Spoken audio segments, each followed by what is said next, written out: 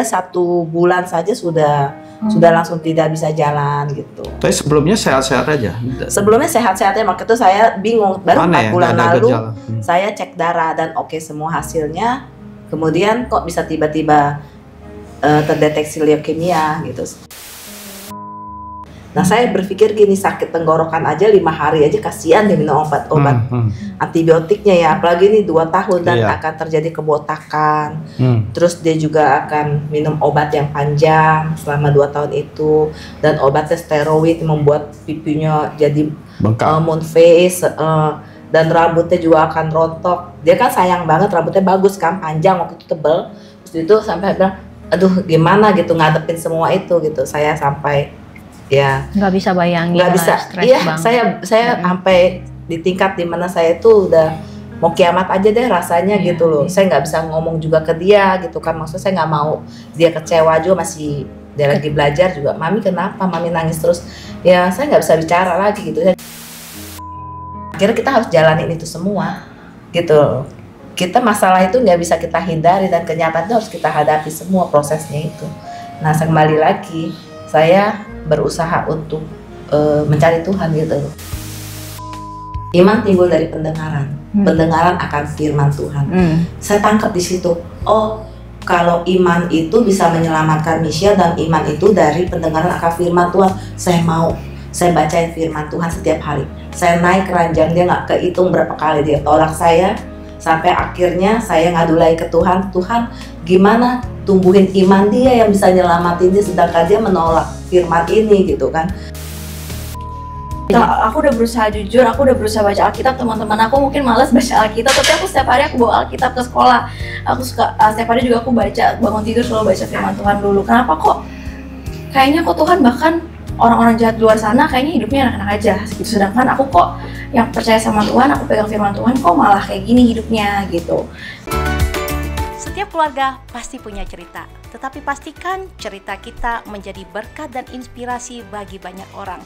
Bersama Tuhan, kita pasti bisa. Halo Shalom semua sahabat keluarga Hati Ilahi, puji Tuhan kita berkumpul kembali di channel Keluarga Hati Ilahi, di mana kami selalu berkomitmen untuk menceritakan kebaikan Tuhan di dalam hidup, rumah tangga, dan pernikahan bagi setiap orang percaya. Dan kembali lagi hadir saya Ana dan suami saya dengan Edi. Yes.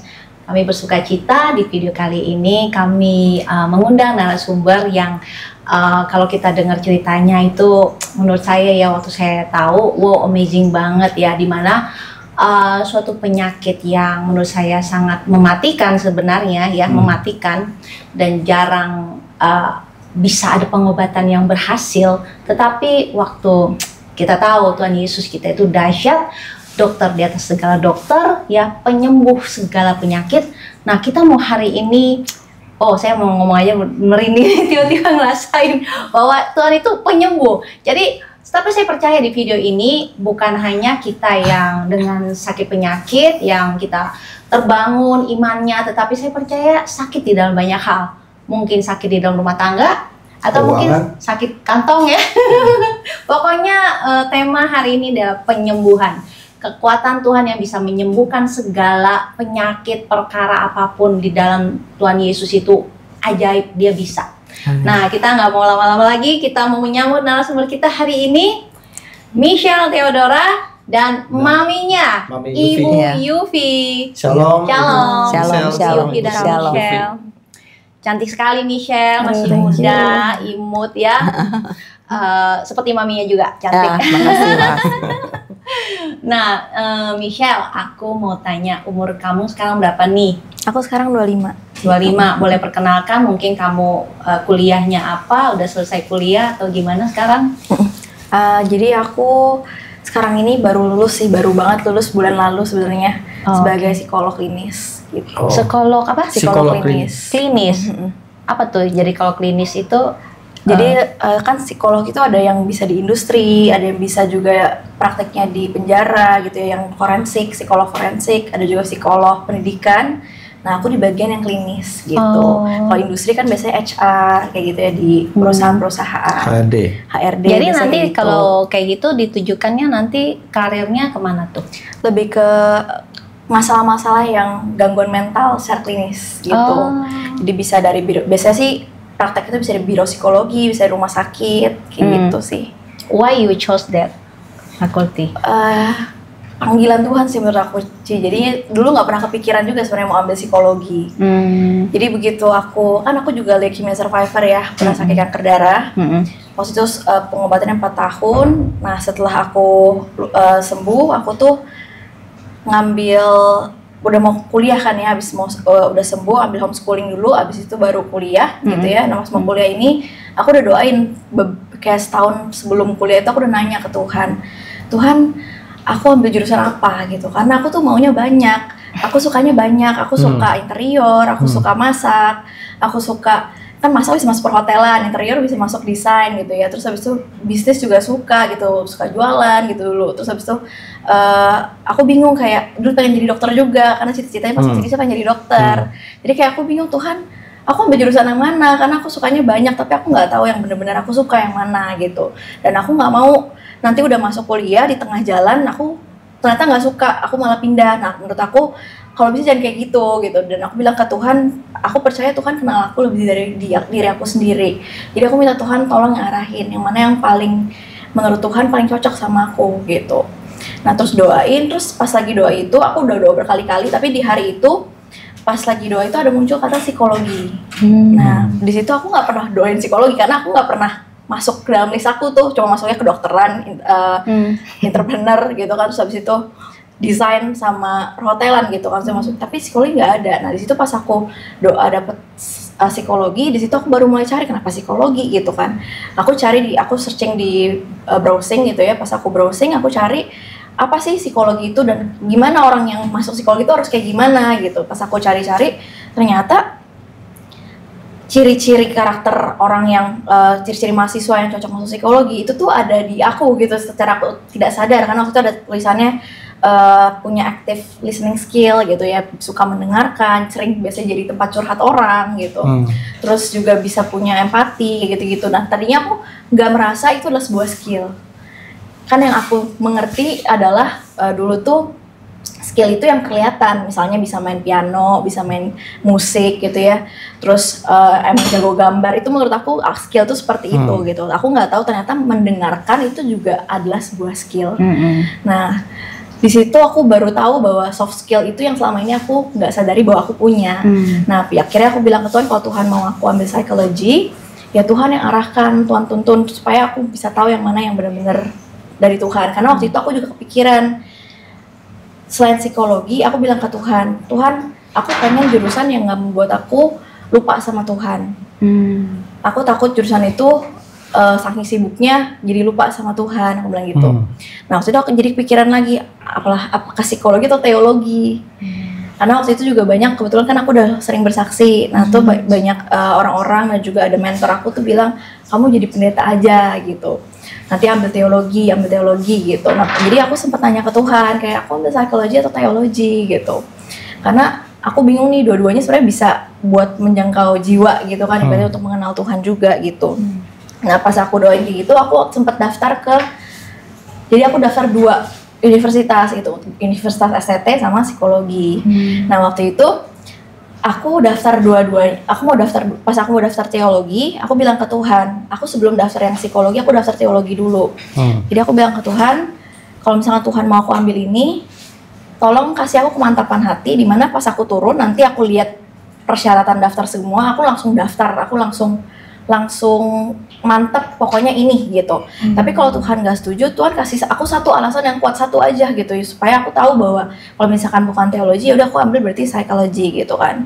Nah ya udah pas aku turun, aku ngobrol semua kan lihat kampusnya segala macam ya. Nah terus habis itu udah oke nih, terakhir itu papi aku tanya, ini di mana kantinnya gitu. Nah terus kebetulan di saat itu kan kita memang cari universitas yang dekat sama rumah jadinya karena aku baru sembuh, jadi aku nggak boleh terlalu capek ya.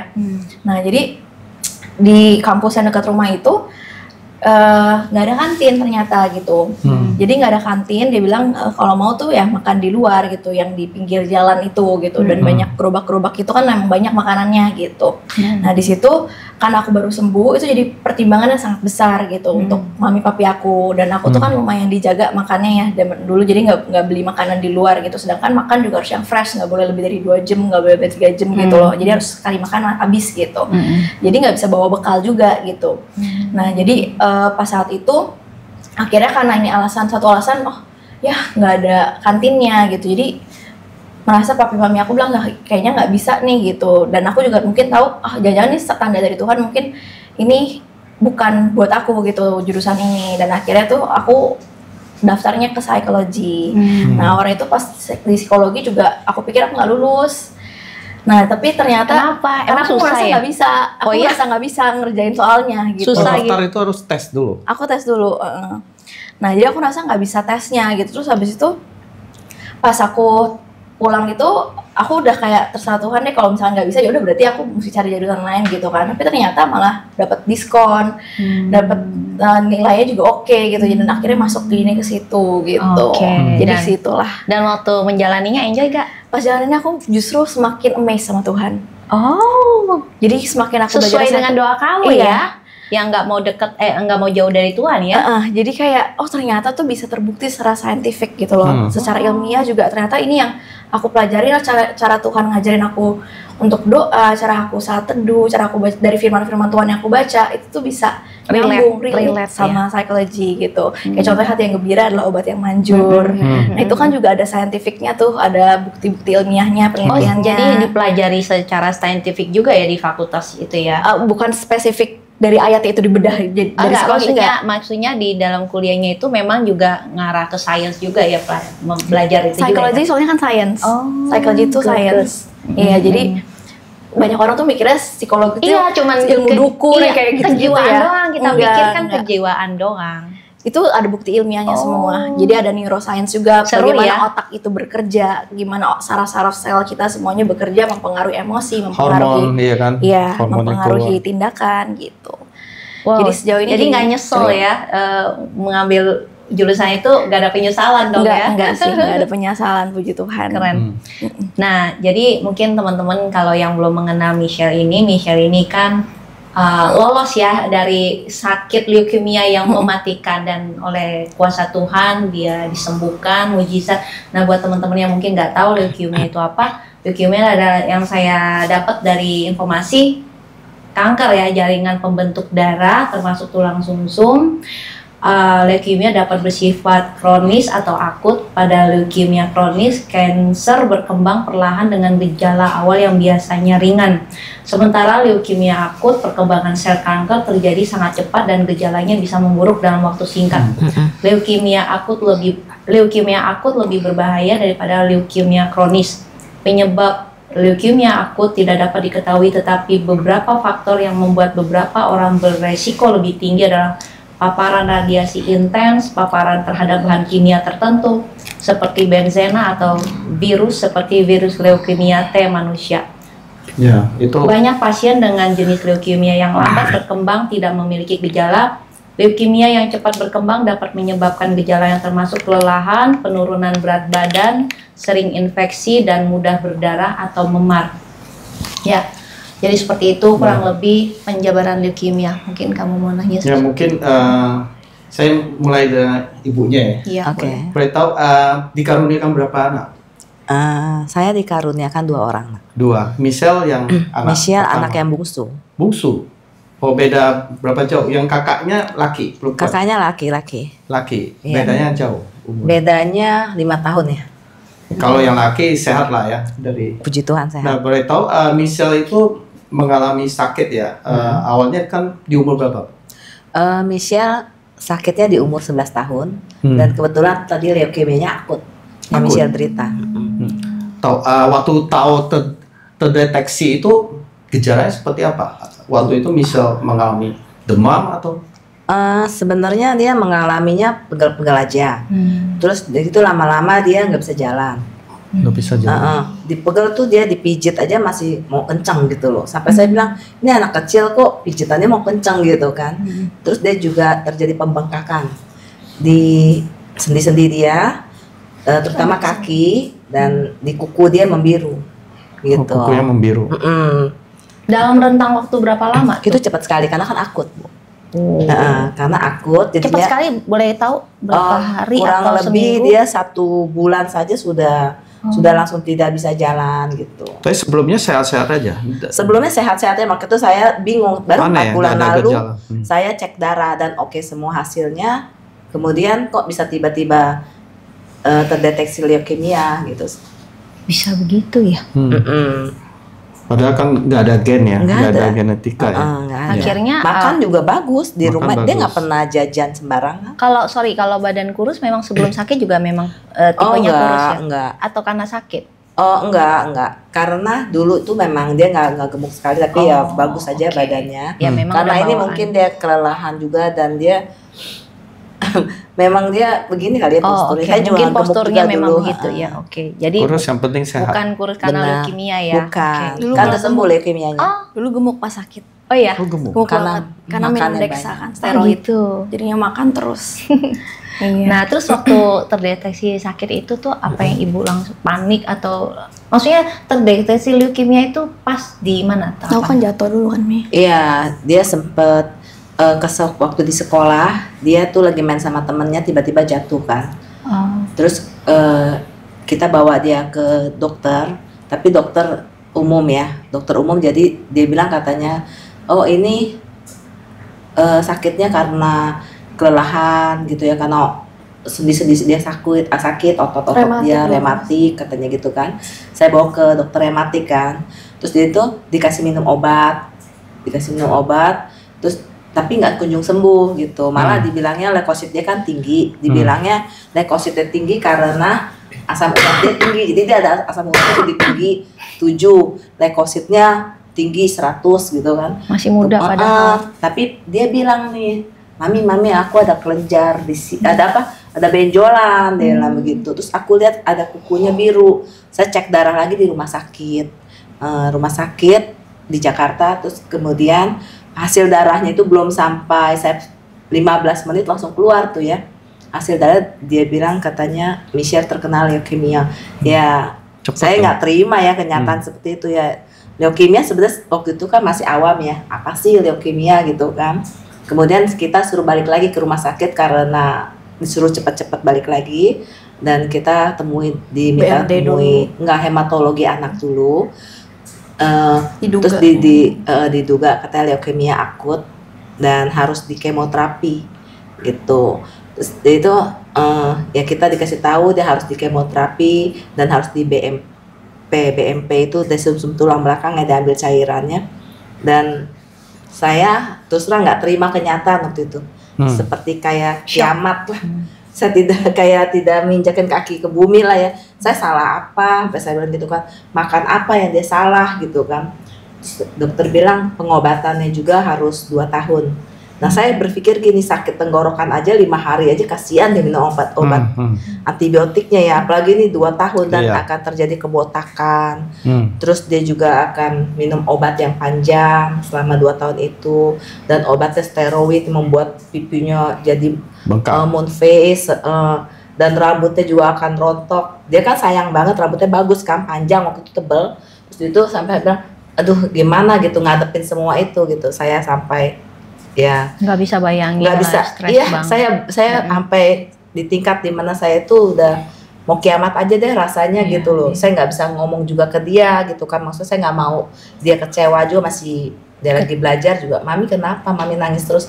Ya saya nggak bisa bicara lagi gitu. Saya cuman akhirnya harus dilakukan tindakan kemoterapi itu yang berat ya buat saya ya. Karena kita nggak tahu kemoterapi itu apa. Kata orang-orang kan katanya kemoterapi itu berat, apalagi di zaman itu kan ya. Jadi ya. Iya katanya soalnya kan membunuh semua sel. Kan? Iya. Jadi akhirnya kita harus jalanin itu semua, gitu. Kita masalah itu nggak bisa kita hindari dan kenyataan itu harus kita hadapi semua prosesnya itu. Nah kembali lagi saya berusaha untuk mencari Tuhan gitu. Jadi respon saya itu ya darah Michelle kan dari Tuhan ya. Iya. Jadi saya minta darah yang terbaik buat Michelle, itu aja sih. Berat sih waktu itu, berat banget saya. Iya. Tapi dalam pergumulan berat itu suami ibu sama ibu itu gimana? Bersepakat untuk terus memperjuangkan, berdoa, kerjasama gimana? Ya, suami saya kebetulan waktu itu memang lagi sibuk-sibuknya kerja. Terus saya harus ngadepin Michelle yang sedang pertama kali mau kemoterapi. Jadi suami saya nggak bisa terlalu diganggu juga pada saat ya jam kerja gitu kan. Paling ya malamnya saya baru bisa ketemu sama dia bicara. Sedangkan Michelle awal kemoterapi itu banyak mengalami kesakitan macam-macam, sampai 10 kali ada sehari itu dia harus pergi bolak-balik radiologi ya. Karena kan, mami aku sakit perutnya, mami aku sakit tenggorokannya, mami aku sakit tulang-tulang, semua dia teriak gitu kan. Jadi saya kan nggak ngerti, jadi saya panggil dokter spesialis ini. Jadi semuanya tuh di radiologi gitu loh, sampai dia periksa semua gitu badannya, diperiksa semua sama dokter gitu. Ya tapi tiba-tiba saya dapat firman Tuhan tuh bahwa Tuhan sudah menanggung kelemahan kita ya. Iya. Dan saya percaya di dalam kelemahan kita itu ada kuasa Tuhan gitu. Di situ saya mulai bangkit gitu, membawa Michelle ke Tuhan gitu. Jadi firman Tuhan menguatkan terus ya, Iya. Bu, ya. Iya, firman. Jadi kalau tanya orang tuh ya itu, saya nggak bisa kasih tahu apa-apa. Saya cuman kasih tahu bahwa firman Tuhan yang menghidupkan saya dan menguatkan saya sampai dengan hari ini. Oke.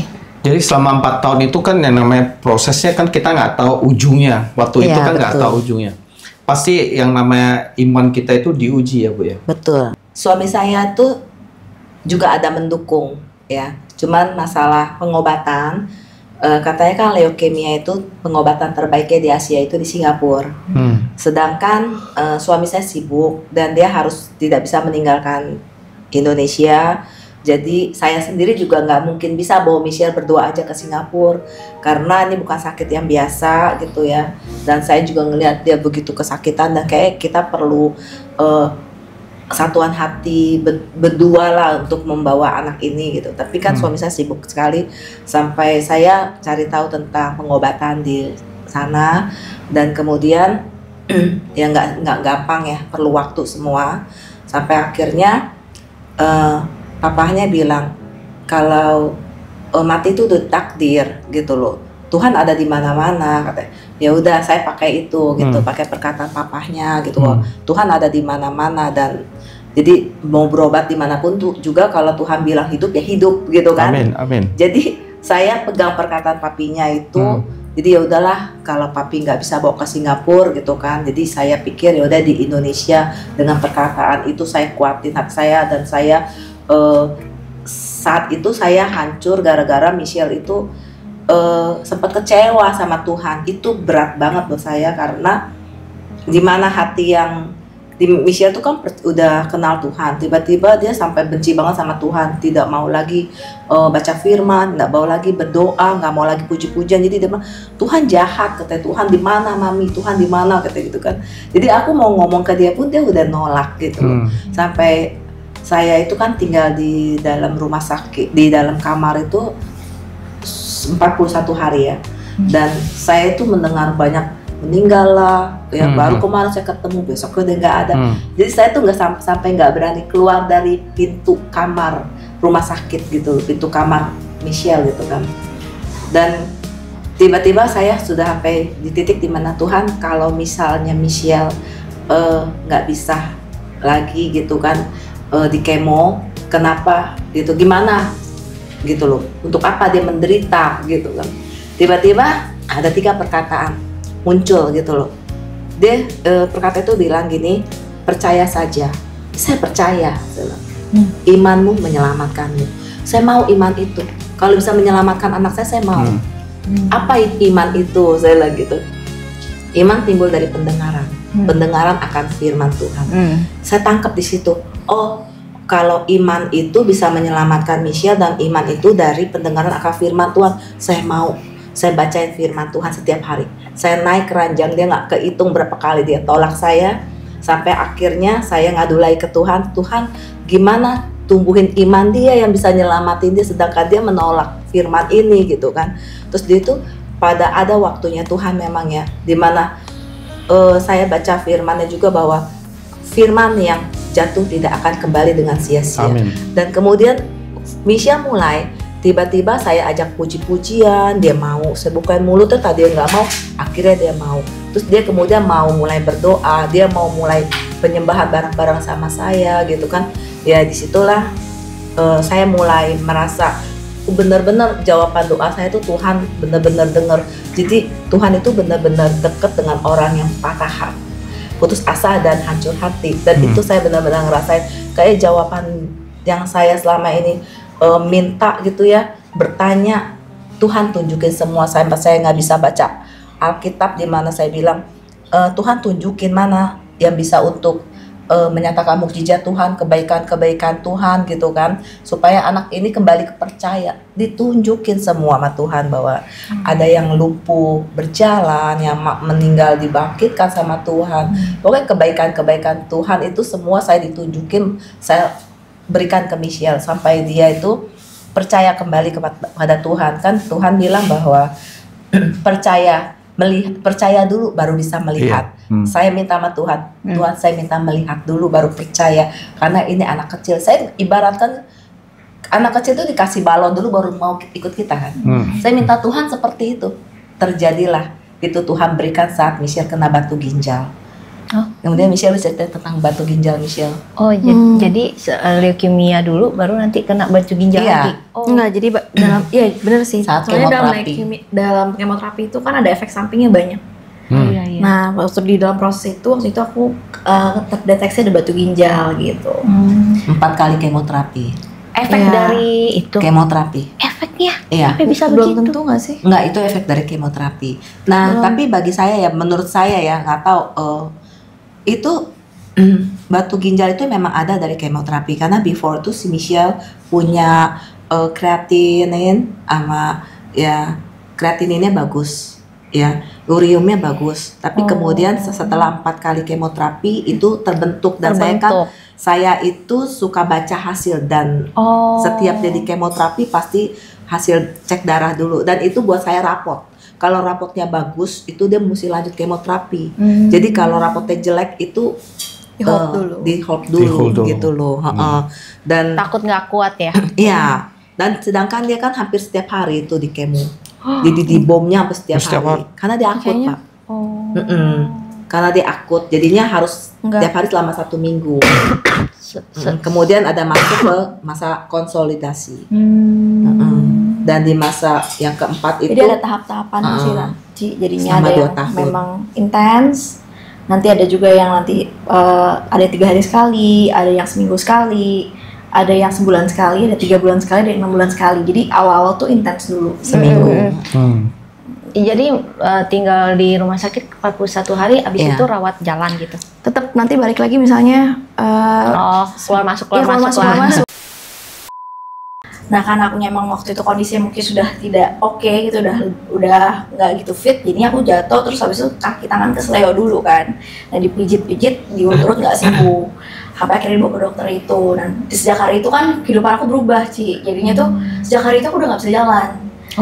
Nah, sejak hari itu aku nggak bisa Kasih jalan, udah morfin. masuk tuh ke rumah sakit, dicek semuanya tuh Baru ketahuan ya. mulai berubah 180 derajat gitu kan. Jadi mana aku jadi nanya ke Tuhan, kok tiba-tiba hidup aku kayak gini? Aku juga kaget gitu, maksudnya dari jatuh di sekolah tiba-tiba kok jadi panjang seperti ini gitu kan. Nah, di situ aku mulai mempertanyakan juga, kayak aku nggak bisa bayangin masa depan aku, karena aku jalan aja nggak bisa gitu kan. Aku nggak ada yang kasih tahu kapan aku bisa jalan lagi. Kalau aku nggak bisa jalan selama-lamanya, kalau aku nggak bisa tidur baring selama-lamanya, kalau aku nggak bisa duduk selama-lamanya, itu kan ada di pikiran aku ya kayak gitu.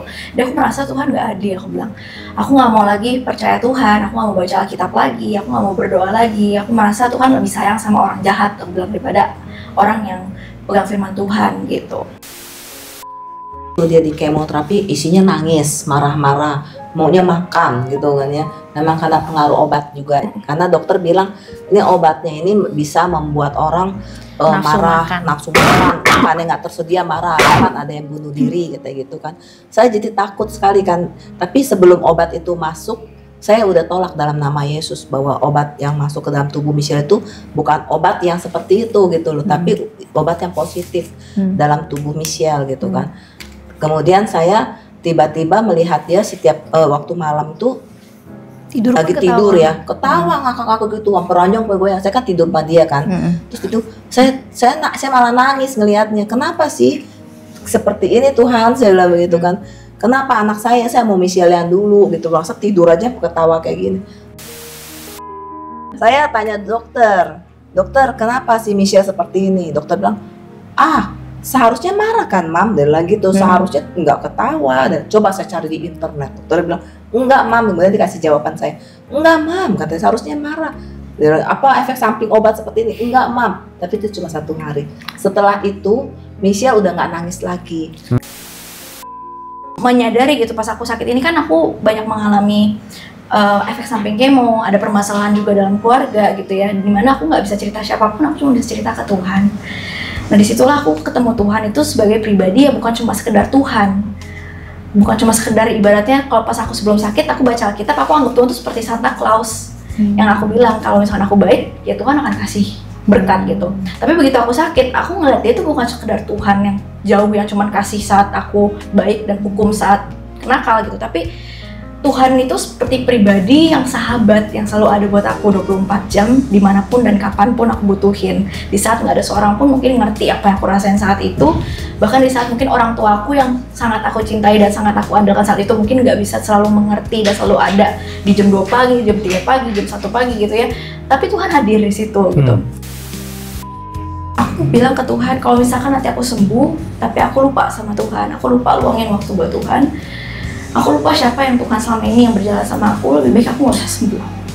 Karena aku tahu setelah aku sembuh aku bisa sakit, aku masih bisa sakit yang lain, aku bisa tetap mengalami masalah, aku bisa tetap mati juga gitu ya.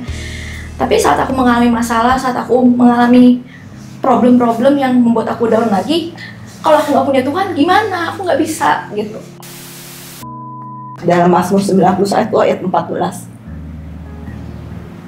jika dia mengenal namaku, aku akan meluputkannya dan aku akan membentenginya. Selama ini Mami sudah merasa bahwa Michelle sudah dalam perlindungan Tuhan karena Michelle mengenal nama Tuhan. Hati Michelle sudah melekat pada Tuhan. Mami nggak mau takut, Mami nggak mau khawatir apapun yang terjadi. Michelle bisa langsung berhubungan sama Tuhan. Michelle terus harus melekat sama Tuhan. Apapun yang terjadi, jangan lupain Tuhan. Tuhan selalu ada untuk Michelle ya. Amin. Aku mau say thank you ke Mami sama Papi karena udah kenalin aku sama pribadi yang lebih sayang sama aku, sama pribadi yang selalu ada buat aku. Dan kalau nggak ada kalian, aku nggak bisa ketemuin pribadi itu. Amin. Dan thank you so much karena yang kalian kenalin itu adalah bekal seumur hidup menurut aku. Dan itu adalah harta terbesar lebih daripada apapun yang Mami kasih ke aku. Tuhan Yesus, pengenalan akan Tuhan itulah yang harta terbesar yang akan aku selalu syukuri gitu. Karena itu yang akan buat aku pasti bisa kuat dalam menghadapi apapun di kehidupan sekarang maupun ke depannya. Yes. Setiap keluarga pasti punya cerita, tetapi pastikan cerita kita menjadi berkat dan inspirasi bagi banyak orang. Bersama Tuhan, kita pasti bisa.